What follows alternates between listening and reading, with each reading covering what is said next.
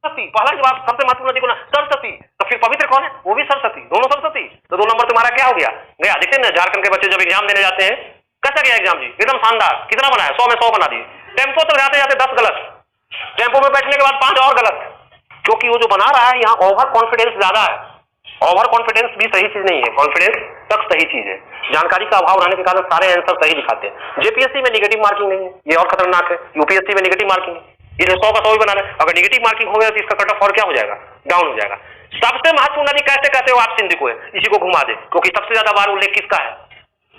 इसलिए वही सबसे महत्वपूर्ण हो गया, ऐसा मानेंगे ना? तो पॉइंट नंबर 1 लिखिए, सबसे महत्वपूर्ण नदी, मोस्ट इंपॉर्टेंट रिवर दे दिएगा सिंधु, अब ब्रैकेट में लिखिएगा सबसे ज्यादा बार उल्लेख, most time mentioned.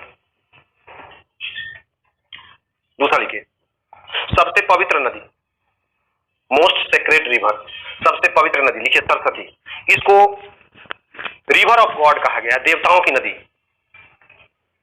River of God, देवताओं की नदी कहा है। रिवर ऑफ किसको कहा गया? होली रिवर, सबसे पवित्र नदी या सेक्रेड रिवर किसको?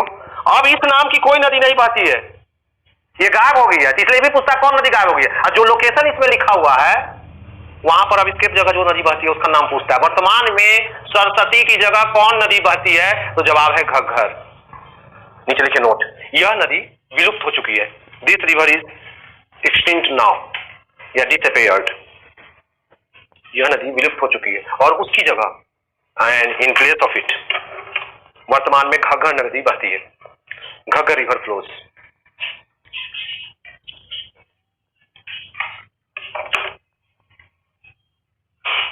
अब आइए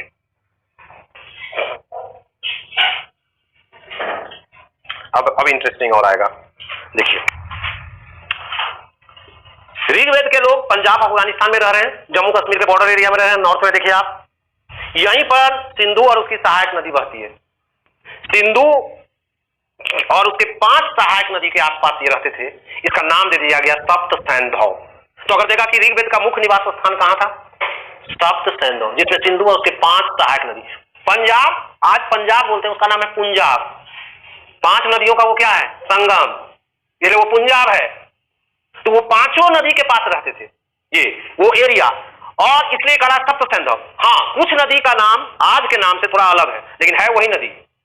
तो नीचे नेक्स्ट पॉइंट लिखिए, ये ऋग्वेदिक लोग सिंधु और उसके 5 सहायक नदियों के बगल में रहते थे। Rigvedic people lived beside Sindhu and 5 tributary river.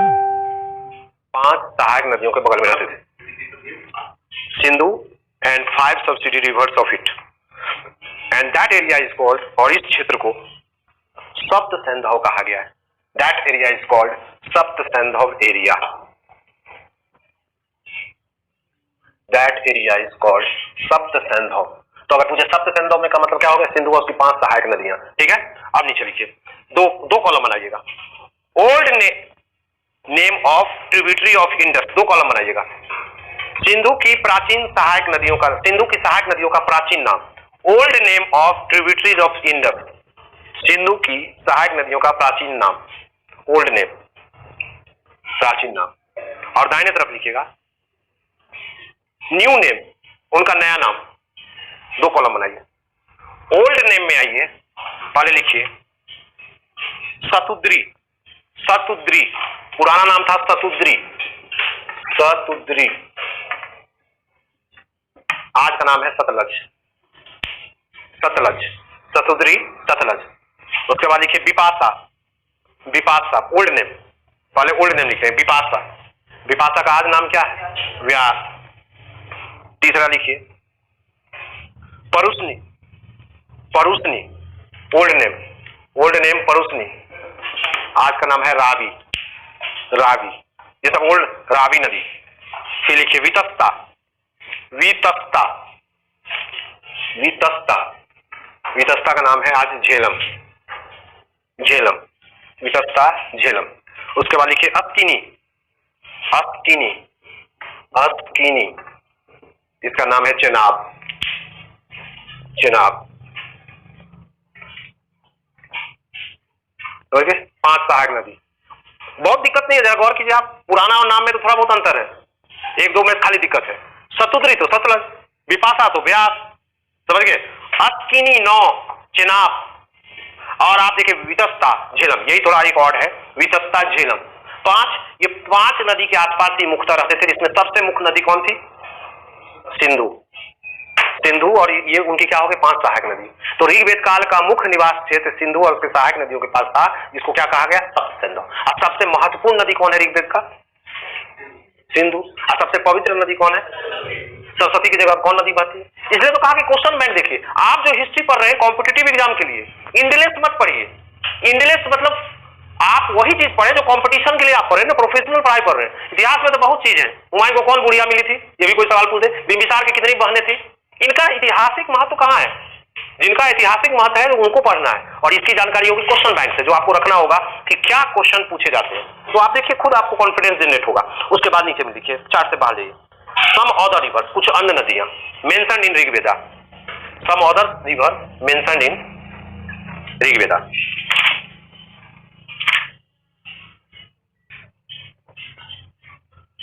देखिए कुभा, कुभा, कुभा नदी का नाम है। कुभा, कुभा के बदल में लिखे काबुल, आज काबुल रिवर है वहां पे। कुभा बगल में लिखे काबुल, ये प्राचीन नाम है कुभा, काबुल। हाँ, उसके नीचे में लिखे क्रुमु, क्रुमु प्राचीन नाम है क्रुमु, बगल में लिखे कुर्रम, आज का नाम है कुर्रम। उसके बाद लिखे सुवास्तु, आज का नाम है स्वात, स्वात, स्वात। ये तीनों को ऐसे घेरिए, लिखिए all these 3 is in Afghanistan. ये तीनों नदियां अफगानिस्तान में, कुबा, सुवास्तु और कुर्मु, ये तीनों नदियां कहां थी? अफगानिस्तान। नीचे लिखे नोट, नोट, इन तीनों में स्वात के बारे में कहा गया। Regarding Swat, it is being said that, इन तीनों में स्वात के बारे में कहा गया, it was best place to live, यह सबसे उत्तम जगह था निवास के लिए। It was best place to live, किसके बारे में कहा गया? स्वात। चलिए अब आइए, ये हो गया ऋग्वेद का निवास क्षेत्र। तो जरा लिस्ट पर गौर कीजिए। केरल में था ऋग्वेद, अब दिमाग में कहीं भटकिएगा, गुजरात में था कि नहीं? है ना? तो आपके दिमाग में मोटे तौर पर आ गया कि कहां था। बिहार में नहीं है, पश्चिमी यूपी तक है, ईस्टर्न यूपी गया ही नहीं। अब आइए उत्तर वैदिक में क्या हुआ, नीचे देखिए। Geographical location, geographical expansion in later Vedic period. उत्तर वैदिक काल में भौगोलिक विस्तार, geographical expansion in later Vedic period. उत्तर वैदिक काल में भौगोलिक विस्तार।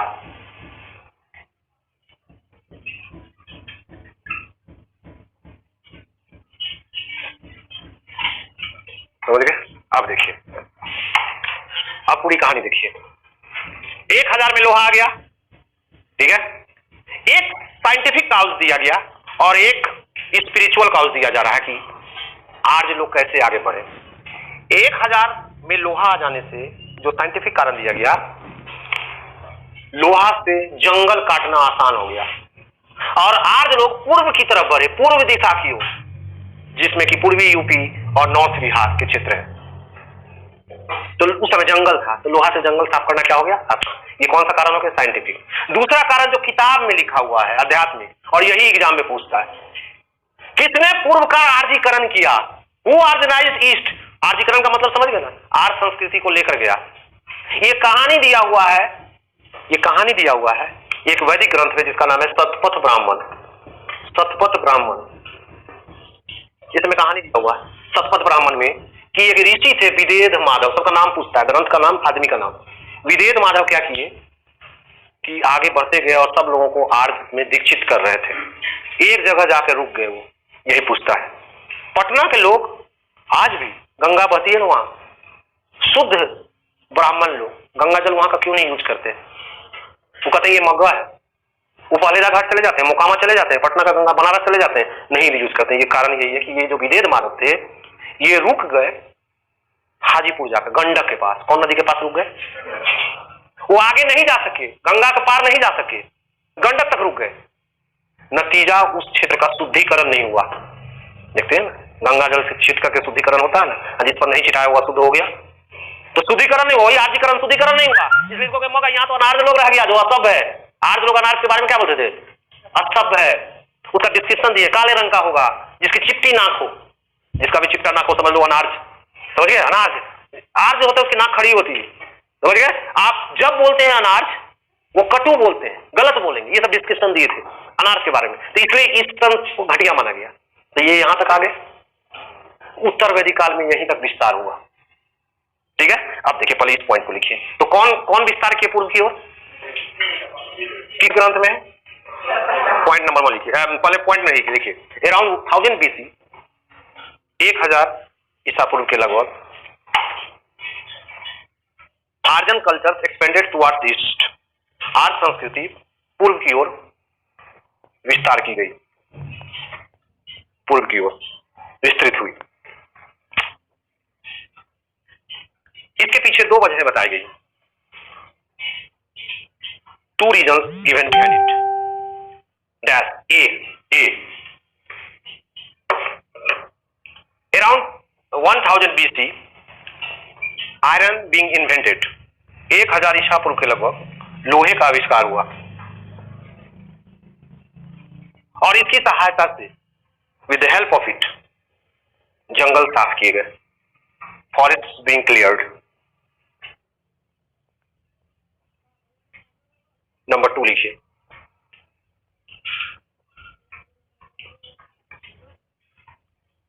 धार्मिक और साहित्यिक मान्यता यह है कि religious and literary believe is that कि विदेध माधव नामक ऋषि ने, द ऋषि कॉल्ड विदेध माधव ने पूर्व का आर्जीकरण किया, आर्जनाइज्ड ईस्ट।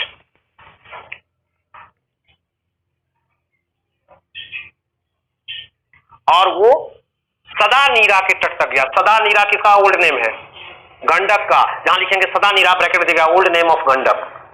सदा नीरा के तट तक गए, रीच्ड द कोस्ट ऑफ सदा नीरा, गंडक के तट तक गए। डैश सदा नीरा मेंशन्ड इन द टेक्स्ट तत्पथ ब्राह्मण।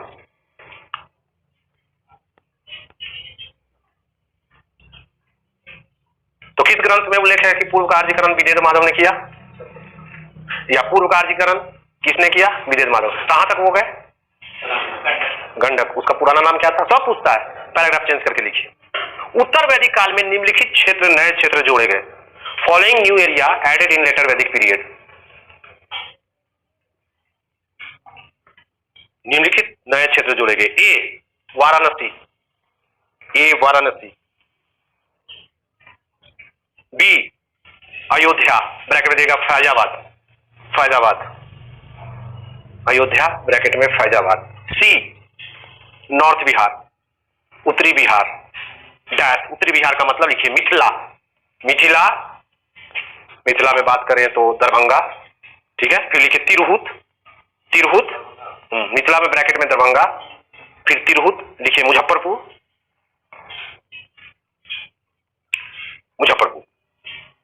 पटना अभी भी नहीं गया, नॉर्थ बिहार तक गया। तो उत्तर वैदिक काल में, अब एग्जाम का क्वेश्चन समय से क्लियर होता जाएगा, वैदिक संस्कृति का विस्तार भारत के किस दिशा की ओर हो गया? उत्तर की ओर हुआ कि दक्षिण की ओर हुआ कि पश्चिम की ओर हुआ कि पूर्व की ओर? कौन किए? तो पूर्व का आर्जीकरण किसने किया? और आगे चलते मिलेगा दक्षिण का आर्जीकरण किसने किया? अगस्त। और पूर्व का आर्जीकरण विदेध माधव। अब देखिए यहां पर, अब ज्योग्राफिकल और देखिए, ऋग्वेद काल में था जन मतलब कबीला। ये लोग कबीला में झुंड बना के रहते थे, घुमंतु थे। उत्तर वैदिक काल में हो गया जनपद, एक जगह बसने लगे। ठीक है, क्या हो गया? छोटे छोटे जन मिलकर, छोटे छोटे कबीले मिलकर, जैसे एक कुरु था, कुरुजन, समझ गए, तुर्वस, किरवी, ये सब ज्वाइंट होकर क्या बन गए? जनपद। आपके एग्जाम में ये भी पूछता है कि जैसे ये सवाल कि वैदिक काल का सबसे जनपद कौन था? कुरु जनपद का लोकेशन कहां था? पंचाल आज का कौन क्षेत्र है? नीचे लिखिए फॉर्मेशन ऑफ जनपदाज, जनपदों का निर्माण, फॉर्मेशन ऑफ जनपदाज, जनपदों का निर्माण। ठीक है, पहले लिखिए कुरु जनपद दो जनों के सहयोग से बना, कॉम्बिनेशन ऑफ टू जनाज, दो जनों के सहयोग से बना। ठीक है, अब देखिए ये यूपीएससी में 2 बार पूछा है। भरत प्लस पुरु बराबर कुरु। भरत और पुरु मिलकर क्या हो गए? ऋग्वेद में 2 जन थे, कौन? भरत और वो दोनों मिलकर क्या हो गए? याद कैसे होगा? तीनों का इनिशियल लीजिए, भरत का बी, पुरु का पी और पुरु का के, बीपी कंट्रोल। किन 2 जनों के संयोग से पुरु बना? भरत प्लस पुरु बनकर क्या हो गया?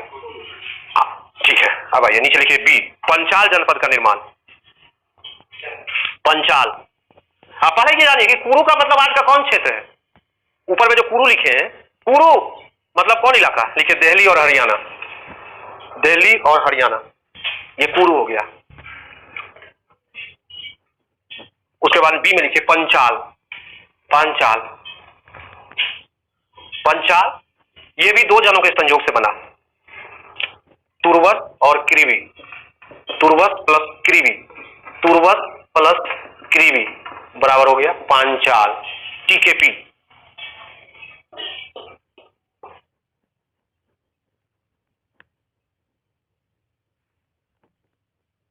फोन करो तो आप आगे।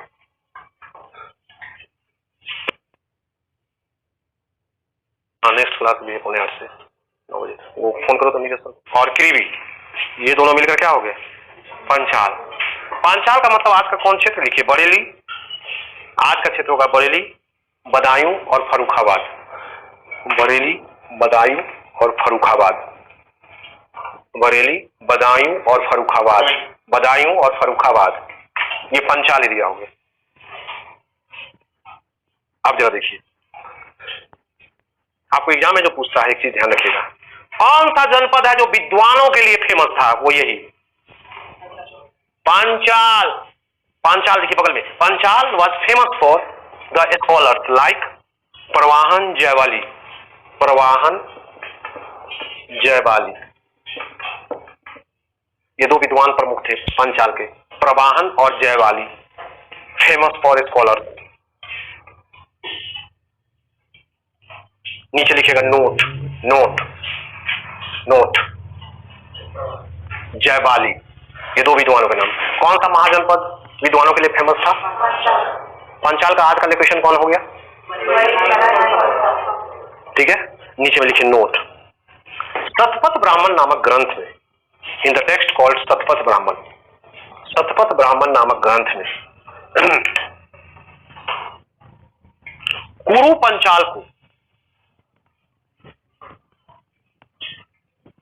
कुरु Panchal is called the best representative of Vedic period. वैदिक सभ्यता का सर्वश्रेष्ठ प्रतिनिधि का, best representative of Vedic period, वैदिक सभ्यता का सर्वश्रेष्ठ प्रतिनिधि। इन 2 क्षेत्रों को कहा गया वैदिक, पूरे वैदिक का बेस्ट रिप्रेजेंटेटिव ऑफ द वैदिक सिविलाइजेशन। सब एग्जाम का क्वेश्चन है आपका, किसको कहा गया बेस्ट रिप्रेजेंटेटिव? कुरु। और तो कुरु का लोकेशन आज कहां है? और पंचाल बरेली बताए। ठीक है, कुरु जनपद 2 जनों से संयोग से बना। कौन 2 जन है? भरत और कुरु। और पंचाल जन किस काल में थे? ऋग्वेद, उत्तर वैदिक काल हो गया जनपद, और जब बुद्ध काल में जाएगा तो महाजनपद। अभी जन अब जो ज्योग्राफिकल आपने लोकेशन देखा, इसमें आपने देखा कि नॉर्थ के साइड में ऋग्वेदिक लोग रहते थे और ईस्ट के साइड में वो नॉर्थ भी रहा, ये नहीं कि वो क्षेत्र छोड़ दिए, इनका एक्सपेंशन हो गया। यही कहलाया आर्जीकरण। आर्जीकरण है आर्य सभ्यता का विस्तार, समझ गए? ऋग्वेद की सर्वश्रेष्ठ नदी